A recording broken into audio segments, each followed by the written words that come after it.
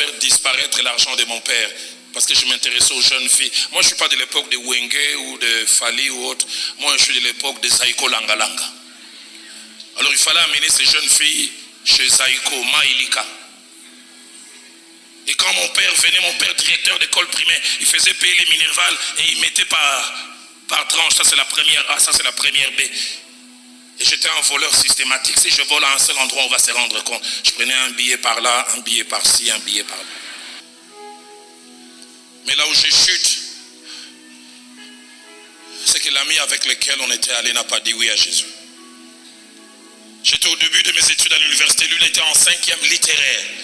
Un garçon brillant, il avait toujours 80%, 85%. Des fois 90%, il avait des genres de pourcentages que certains n'ont qu'en rêve. Parce qu'en réalité, ils ne l'ont jamais. Et tout le monde lui prédisait un bel avenir. Il sera un brillant avocat. Ce jour-là, j'ai dit oui. Il a dit non. Ma vie a radicalement changé. J'ai coupé les ponts. Mais mes priorités sont devenues autres. 2 semaines après, je n'ai jamais oublié. Je suis à la maison, sa mère m'envoie sa petite soeur. Il dit, va appeler Roland. Je dis, pourquoi? Il dit, maman insiste, elle est en train de pleurer. Ton ami, depuis hier soir, il est à Makala, au cachot.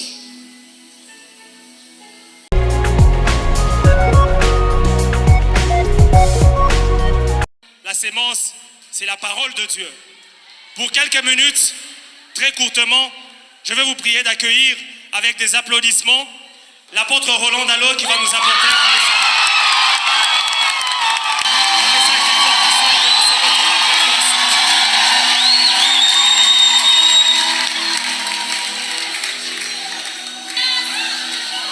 Bonsoir à tout le monde.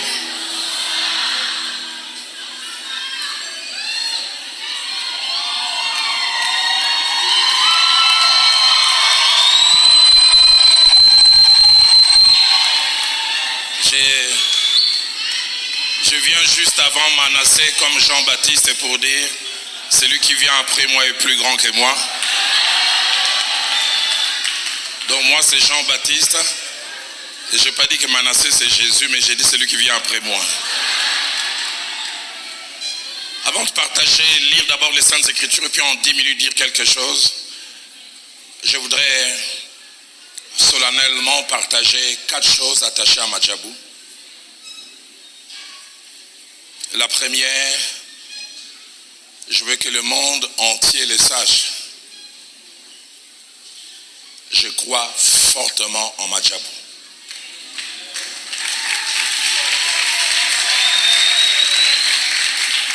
Je crois en cette œuvre.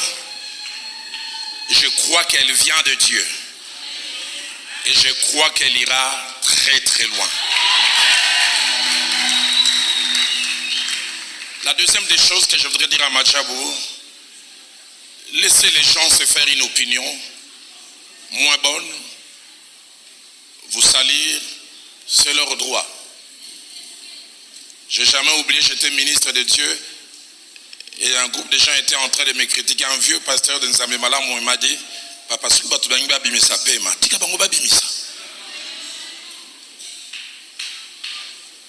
que j'aime, même Jésus, notre Seigneur, n'a jamais connu l'unanimité. On l'a appelé imposteur, on l'a dit il égare la foule, on a dit c'est par Belzébul, et certaines personnes qui le disaient croyaient sincèrement. Madjabou, vous savez qui vous êtes, laissez les autres parler. Troisième des choses que je voudrais dire à Madjabou, nous bénissons Dieu pour la première année, mais je pense que le plan de Dieu est que vous alliez de gloire en gloire. Et pour aller de gloire en gloire, il y a toujours obligation d'évaluation. Savoir s'arrêter, voir ce qui a été bien fait et ce qui n'a pas été bien fait pour améliorer. Quatrième et dernière chose, Madjabou, si vous n'avez pas de gens au monde qui prient pour vous, j'aimerais que vous sachiez, Roland Dallot est votre intercesseur. Alors j'aimerais lire 2 portions des Écritures rapidement, tirées du même livre, le livre des Actes des Apôtres. Actes des Apôtres, chapitre 10, du 1er au 6e verset, puis je lirai aussi Acte 11, du 11e au 14e verset. Il y avait à Césarée un homme nommé Corneille, centenier dans la cohorte dite italienne, Cet homme était pieux et craignait Dieu avec toute sa maison. Il faisait beaucoup d'aumônes au peuple et priait Dieu continuellement. Vers la 9e heure du jour, il vit clairement dans une vision un ange de Dieu qui entra chez lui et qui lui dit « Corneille ». Les regards fixés sur lui et saisi d'effroi, il répondit « Qu'est-ce, Seigneur ?» Et l'ange lui dit « Tes prières et tes aumônes sont montées devant Dieu et il s'en est souvenu. » Et soulignez le verset 5. « Envoie maintenant des hommes à Joppé et fais venir Simon surnommé Pierre. Il est logé chez un certain Simon Courroyeur dont la maison est près de la mer. » Lisons aussi Actes des Apôtres chapitre 11 du verset 11 au verset 14. Là c'est maintenant Pierre qui parle de la suite. « Et voici aussitôt 3 hommes envoyés de Césarée vers moi se présentèrent devant la porte de la maison où j'étais. » Soulignez, l'Esprit me dit de partir avec eux sans hésiter. Les 6 hommes que voici m'accompagnèrent et nous entrâmes dans la maison de Corneille. Cet homme nous raconta comment il avait vu dans sa maison l'ange se présentant à lui et lui disant « Envoie quelqu'un à Joppé et fais venir Simon surnommé Pierre. » Et soulignez le verset 14. Qui te dira des choses par lesquelles tu seras sauvé. Est-ce que vous pouvez répéter avec moi cette phrase? Qui te dira des choses par lesquelles tu seras sauvé. Et durant quelques minutes, c'est partant de ces bouts de texte que je vais tirer mon exhortation, les choses par lesquelles tu seras sauvé. Je partagerai 4 choses attachées à ce texte et j'ajouterai un appendice, une 5e chose attachée au salut. Et là, je mentionnerai aussi 4 choses et je terminerai par mon témoignage personnel. Ce récit parle d'un homme qui n'était pas juif, mais un homme qui s'intéressait à Dieu. Mais 4 choses remontent malgré l'intérêt que cet homme avait de Dieu. La première, c'est qu'on peut avoir beaucoup de bonnes qualités, faire beaucoup de bonnes choses, vivre beaucoup d'expériences sans être sauvé.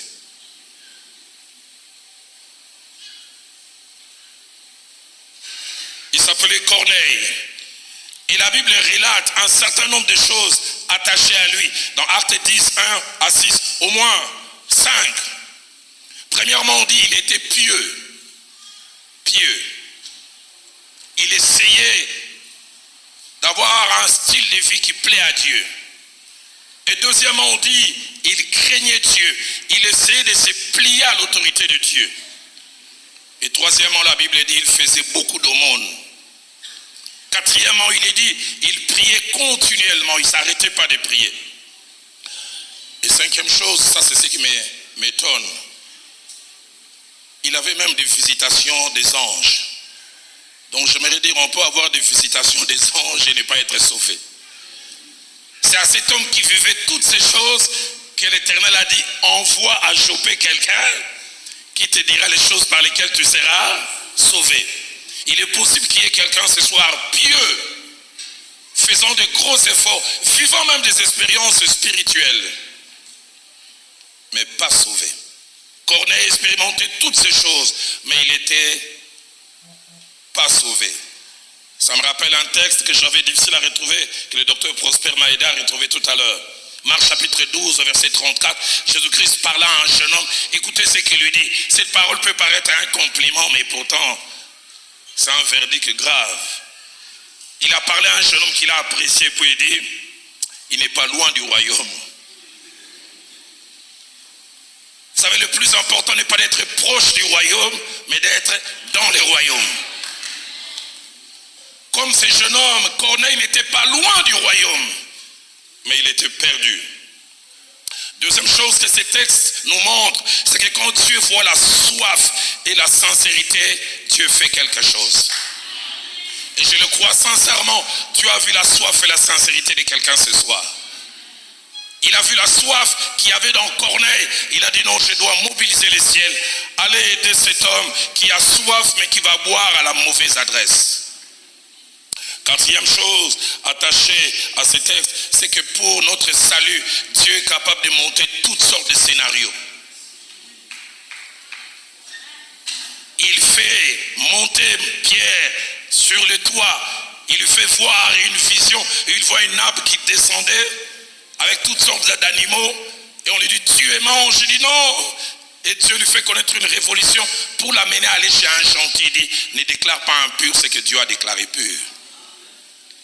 Et plus tard, quand ces gens arrivent, Corneille ne sait pas toutes ces choses qui se passent. Dieu est en train de monter tout un scénario pour son salut. J'en ai la certitude. Madjabou Gospel à Goma, c'est sûrement un scénario pour le salut de quelqu'un. Dans quelques années, nous nous souviendrons simplement, c'était un moment de production, mais quelqu'un se souviendra, c'est ce jour-là que soit je me suis attaché au Seigneur, ou soit je suis revenu au Seigneur.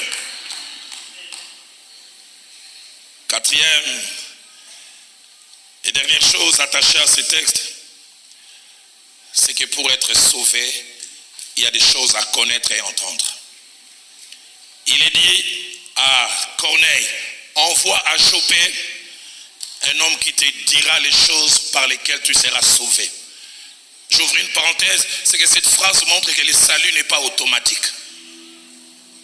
On pose à quelqu'un la question, tu es sauvé? Oui, comment tu le sais? Je suis né dans une famille chrétienne. La foi n'est pas contagieuse. Il y a des choses par lesquelles tu seras sauvé. Et la Bible n'en parle pas. J'aurais voulu que Luc, qui a écrit ces bouts de passage, nous donne des détails. Quelles sont ces choses? Mais en lisant les Saintes Écritures, je peux synthétiser ces choses en 5, que sûrement Pierre a dû lui dire. Parce qu'il lui a dit, il te dira des choses par lesquelles tu seras sauvé. La première des choses que Pierre a dû dire à Corneille, tu es perdu. Car l'avait dit, tous ont péché et sont privés de la gloire de Dieu. Corneille, tu fais bien des choses. Corneille, tu es sincère, mais tu es sincèrement aussi perdu. Deuxième des choses qu'il a dû dire à Corneille pour que Corneille soit sauvé, c'est que tu ne peux te sauver par toi-même. Tu es pieux, tu essaies de faire des efforts, comme le prophète l'a dit. Il dit, un léopard ne peut pas enlever ses taches. Tu ne peux te sauver.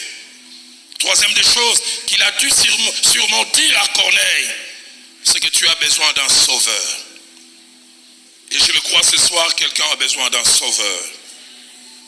Et quatrième chose qu'il a dû sûrement lui dire, parmi les choses par lesquelles il devait être sauvé, c'est que quelqu'un a payé le prix pour le salut que tu cherches. Et ce prix a été payé à Golgotha, c'est le sang de l'agneau. Et cinquième et dernière des choses que je crois qu'il a dû lui dire, c'est que celui qui refuse le salut se condamne au jugement.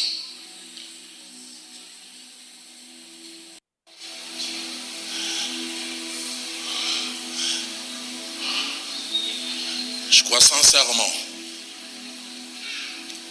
que Dieu a fait venir Madjabou à Goma en montant ce scénario pour le salut de quelqu'un. Il est possible que vous et moi vivions 10, 15, 20, 30 ans. Mais il est possible peut-être pour quelqu'un la dernière soirée de sa vie, c'est aujourd'hui.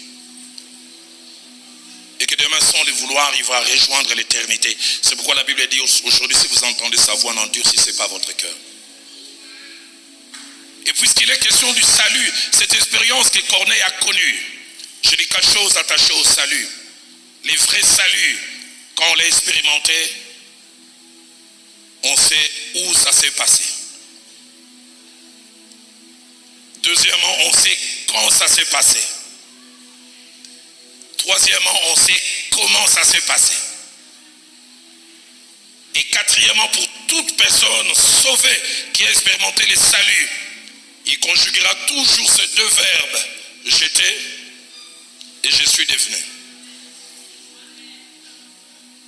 Cela m'amène à mon témoignage. Je m'appelle Roland Dallot. Maria Viviane qui est là, tu peux te lever.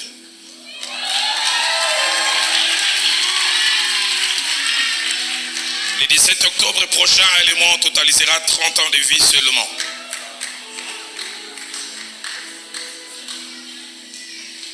J'ai 58 ans. Je suis né dans une famille pieuse. Ma mère a toujours été méthodiste, protestante. Elle a essayé de nous faire grandir dans la foi chrétienne.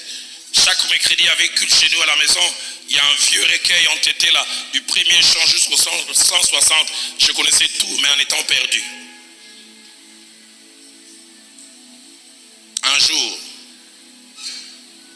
c'était en 5 novembre 85 à 9h, j'ai jamais oublié. Un ami et moi, on allait quelque part pour visiter quelqu'un, et puis on a vu une jeune fille à laquelle mon ami s'intéressait, et elle était avec une autre amie à laquelle je m'intéressais à l'époque. Viviane bouche les oreilles.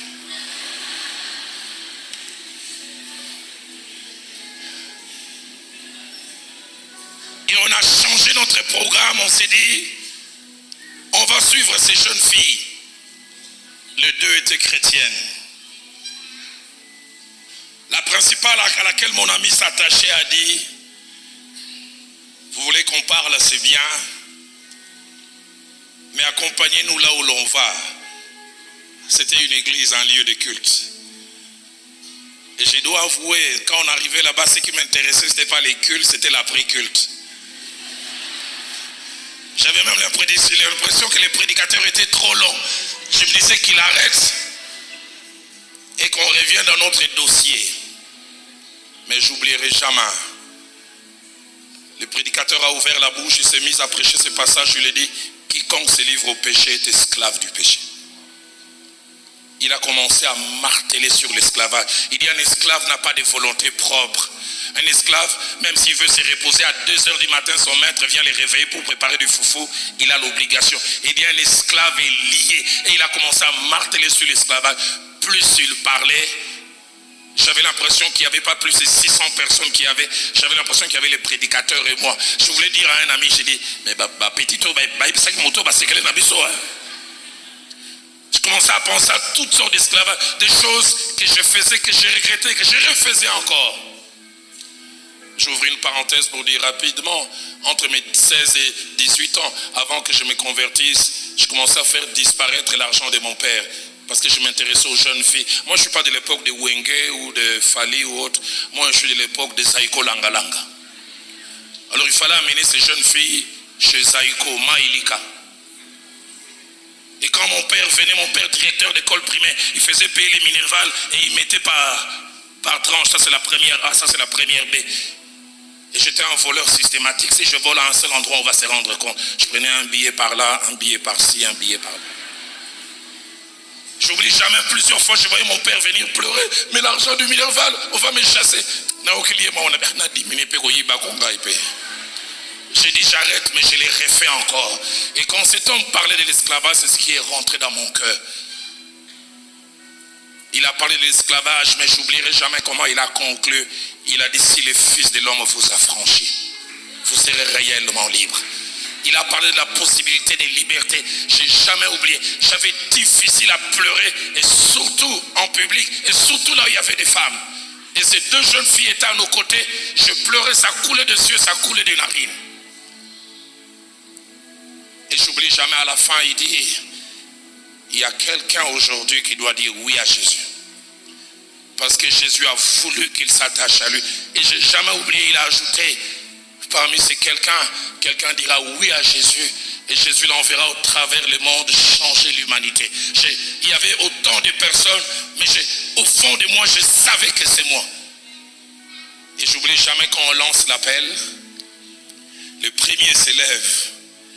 Mon cœur battait à la chamade. Je savais que c'est moi. Et je le sens dans mon cœur ce soir. Vous savez, il y a des jours où Dieu mobilise les ciels pour votre salut. Il y a des jours où Dieu prépare tout. Et ma petite expérience m'a montré, quelquefois si vous ratez cette occasion, soit elle ne revient pas. J'ai voulu me lever, l'ami m'a bloqué. J'ai jamais oublié sa phrase roulant.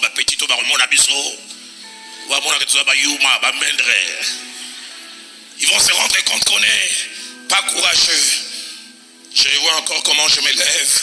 Ça coulait de mes yeux, ça coulait des narines. Et j'aimerais dire, c'est ce voyage que j'ai fait ce jour-là qui m'a amené à être devant vous jusqu'en ce jour.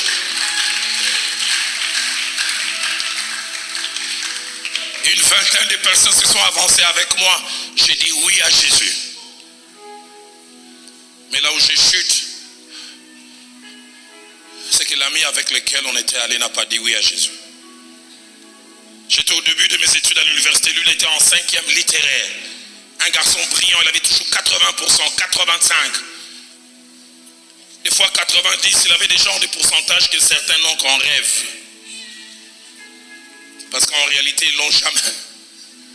Et tout le monde lui prédisait un bel avenir. Il sera un brillant avocat. Ce jour-là, j'ai dit oui. Il a dit non. Ma vie a radicalement changé. J'ai coupé les ponts. Mais mes priorités sont devenues autres.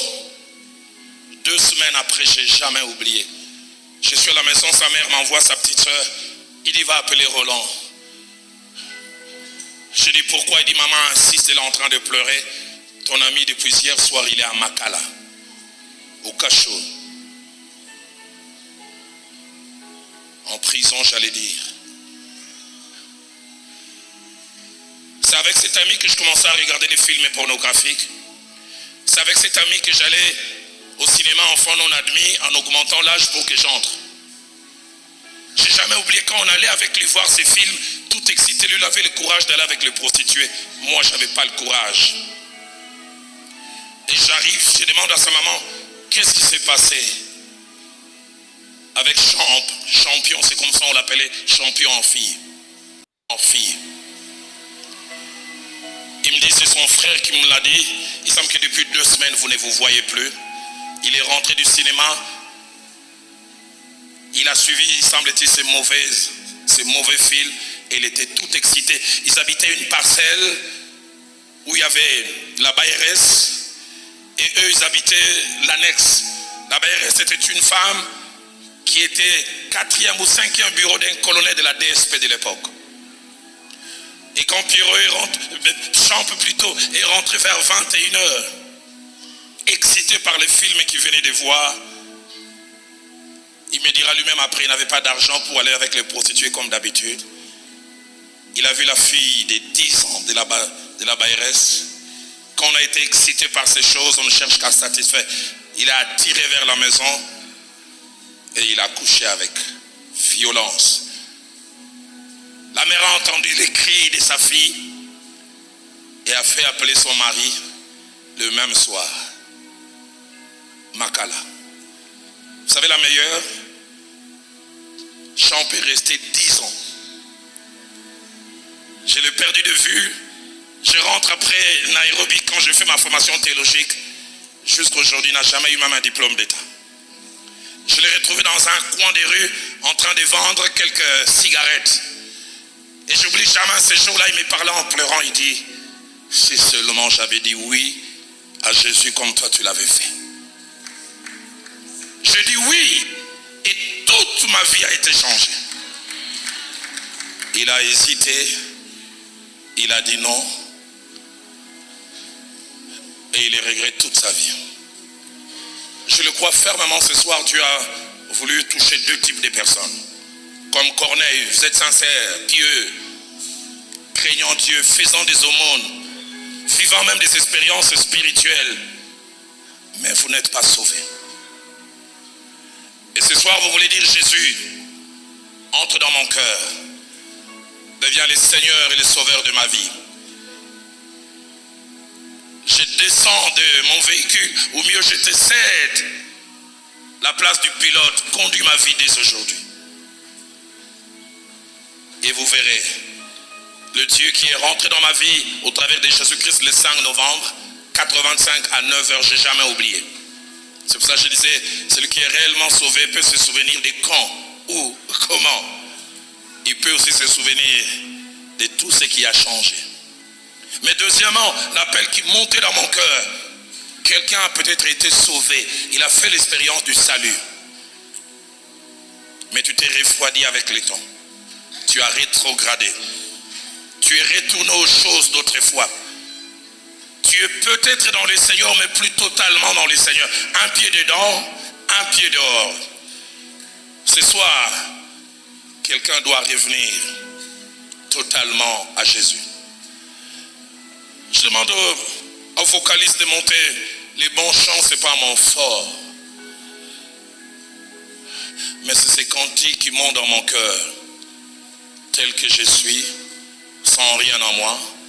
Sinon ton sang versé, agneau de Dieu, je viens. Pour ceux qui ne le savent pas, Ces chants avaient été composés par une jeune fille qui était chrétienne, qui servait Dieu, mais qui à un moment avait l'impression que servir Dieu ne rapportait plus. Sa voix belle qu'elle voulait s'utiliser pour le Seigneur n'apportait pas.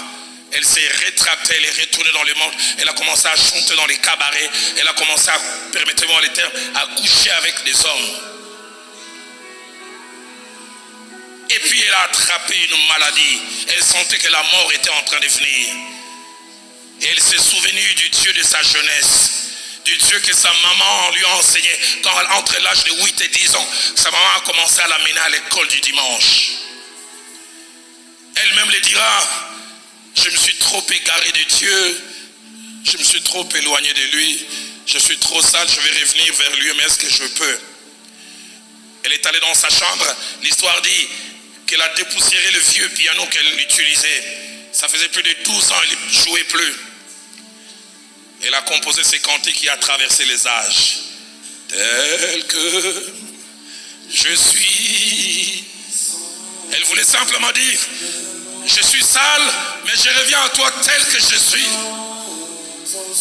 Afin que toi tu me rendes tel que tu veux. Et ce soir aussi, Dieu veut que quelqu'un vienne tel qu'il est.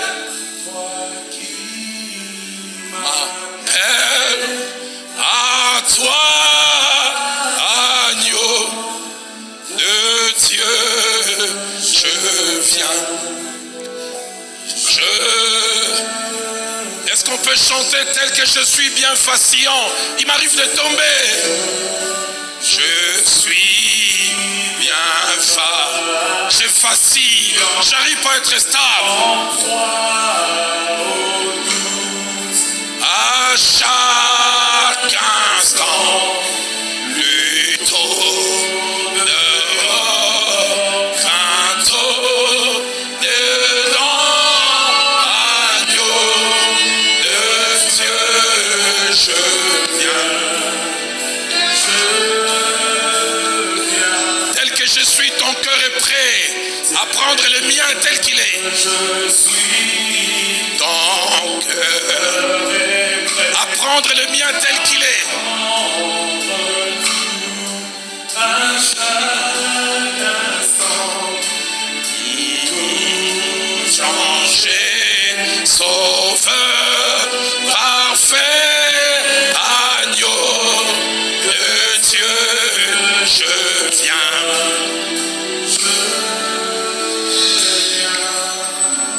Nos yeux fermés, nos têtes courbées. Tous nos yeux fermés, nos têtes courbées.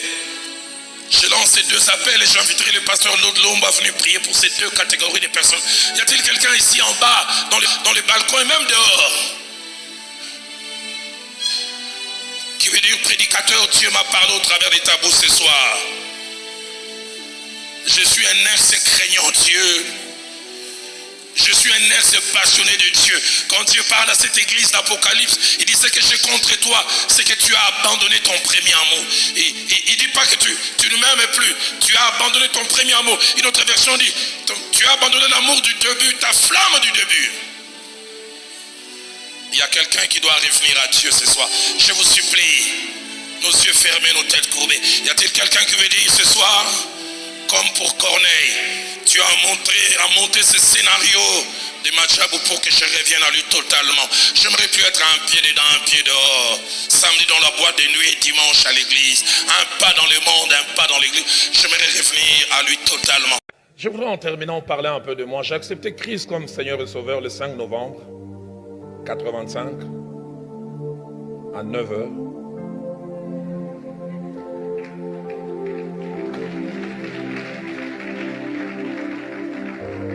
Et j'ai évolué 6 mois dans une église jusqu'à ce que quelqu'un invite mon jeune frère à une réunion de la jeunesse à l'église Laborde où j'ai passé finalement 20 ans. Et les premiers jours où j'arrive à cette église, à la fin de la réunion, une parole de connaissance associée d'une prophétie est faite. Il y a quelqu'un qui est venu ici pour la première fois. Dans quelques années, il assumera des grandes responsabilités dans cette église. On était plus de 200 jeunes. Mais vous savez, quand Dieu vous parle, même dans la multitude, vous savez que ça, c'est pour moi. Et je savais que c'était moi. 87, 88, j'étais un frère quiconque, lambda dans la masse. Un samedi, je viens à la réunion de la jeunesse, le prédicateur qui était invité n'est pas venu. Et notre leader de l'époque, pasteur VI, il dit, y a-t-il quelqu'un qui a fait une méditation aujourd'hui et qui peut partager sa méditation? Je dis oui. Je lève la main, je partage ma méditation. Et puis il pose la question, comment ça vous appelez les frères Dalo? Il avait semble-t-il tellement aimé ma méditation. À la fin de la réunion, il fait un communiqué. Les frères qui avaient partagé la méditation tout à l'heure, les frères Dola. Dola,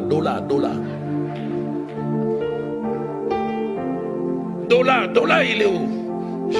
J'ai levé, mais c'est... Et puis j'ai levé la main, j'ai dit toutes les lettres sont là, mais un peu renversées. C'est pas Dola, c'est Dalo. Il me dit, j'ai une petite équipe avec laquelle je prie chaque mardi. Et quand tu as partagé ta méditation, quelque chose s'est passé dans mon cœur. Je veux que tu joignes mon équipe.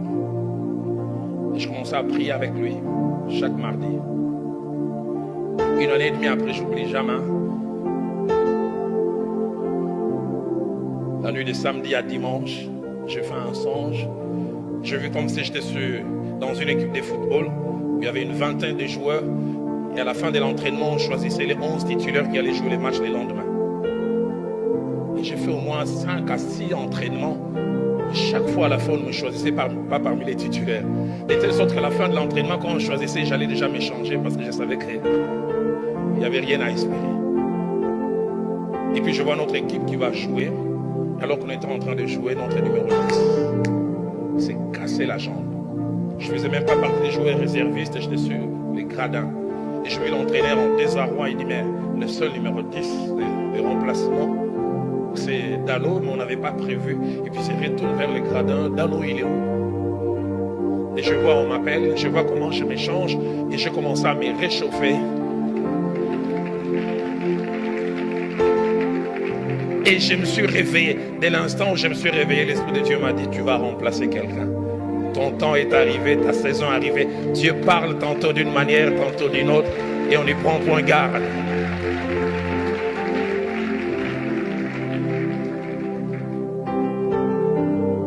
Et les dimanches, j'arrive au culte, mon leader, le pasteur VI dit, à partir de demain, j'ai séminaire à l'extension de la Borne, la première grande église de la Borne, pour ceux qui connaissent l'église des Larches.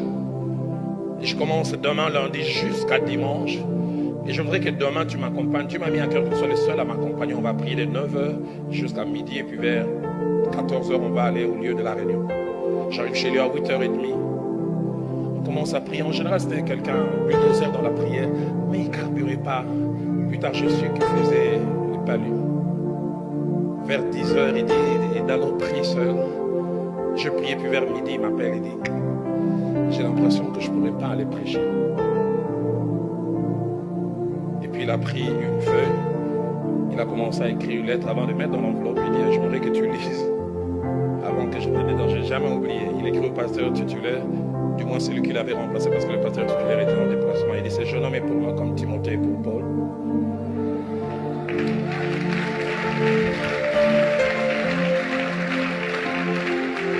J'aurais voulu venir prêcher aujourd'hui, mais je ne peux pas. Et si vous croyez en moi, acceptez-le. Quand j'ai lu les courriers, j'ai dit non, je ne peux pas. Parce qu'avant ces jours, je n'avais jamais prêché devant une si grande foule. La plus grande foule, c'était 15 personnes.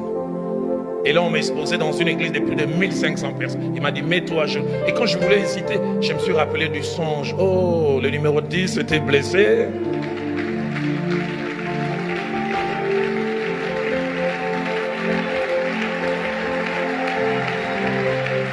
Je voudrais dire au Mathias, le temps arrivera.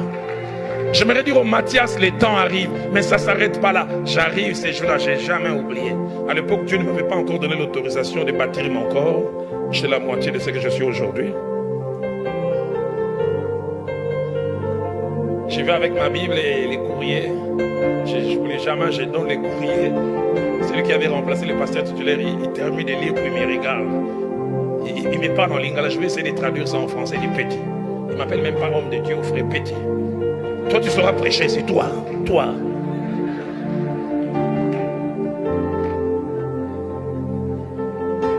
Et puis il me dit, attends, on va délibérer si tu prêches ou pas. J'étais là à 5 mètres, ils étaient à 8 en train de délibérer. Je prie, j'ai dit Seigneur, que ta volonté soit faite.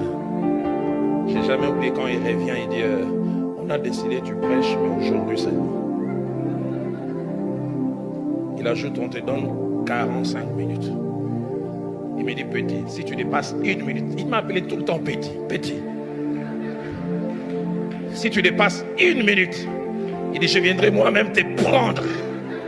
Il a dit ça en lingala, l'eau dans bon français on dirait quoi? T'es déraciné. 1 minute. J'avais préparé un message sur le baptême du Saint-Esprit et ses effets. J'ai prêché 32-33 minutes. J'ai fait un service de 7 minutes à 8. L'Esprit de Dieu a agi glorieusement. Les gens étaient remplis. J'ai jamais oublié une femme qui avait une forme de goitre et ça a disparu. Et j'ai regardé 43, j'ai dit aïe!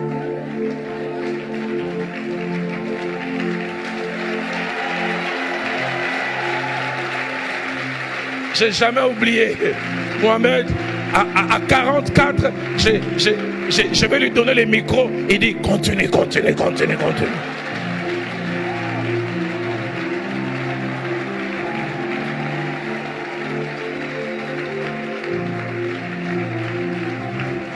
Et ce qui me frappe, c'est qu'au moment où il m'avait introduit, vous savez, des fois, il faut donner la foi, non seulement en Dieu, mais la foi du prédicateur à l'auditoire. Mais quand il m'a introduit, écoutez comment il m'a introduit. Église, pardonnez-nous. Nous attendions que l'homme de Dieu vienne, mais il est malade et le petit va nous prêcher. Donc il y avait d'un côté un homme de Dieu et un petit. Quand il a vu Dieu se manifester, il m'a dit continue, j'ai continué encore 10 minutes, c'était encore glorieux. Et il reprend le micro, écoutez sa prière. Père, nous te rendons grâce pour l'homme de Dieu que tu nous as envoyé.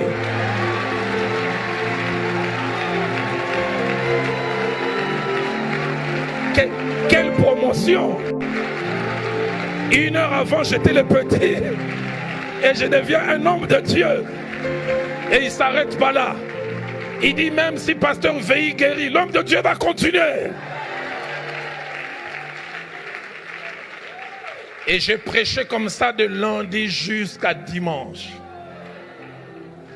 Et j'ai terminé dimanche, Mohamed. Je vais mercredi à notre église de plus de 1200, 1500 personnes. J'ai m'assieds dans la masse. Mon pasteur qui ne me connaissait pas, il ne savait pas que les échos étaient arrivés chez lui. Le fait Jacques-André Vernon qui monte du haut de la chair avant de prêcher, il dit il y a des David qui tuent des ours et des lions en forêt, mais qui se cachent, qui sont ici. Il dit il y a un frère, le frère Dola, il est où? La même erreur. Le frère Dola, il est où? Personne. Il dit, c'est lui qui a prêché à Masna. J'ai levé la main, j'ai dit, les lettres sont là mais renversées, pas Dola, Dalo. Je faisais partie d'aucun comité. Et il m'appelle, il dit, vendredi prochain, j'aimerais que tu prêches. Et je vais voir ce qu'il y a dans ton ventre.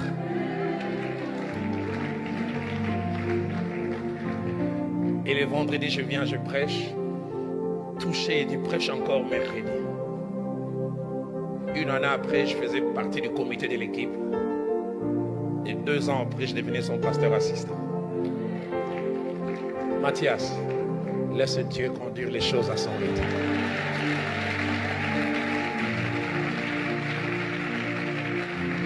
Donnons-nous de Mathias quand ils ont raté le choix des 12, il reste encore. Donne-nous de Mathias quand il désirait être avec les 12, on le place parmi les 70 autres, il reste encore. Parce qu'il finit un temps où Mathias rejoint les autres et que Dieu bénisse sa parole. Est-ce qu'on peut acclamer le grand Dieu?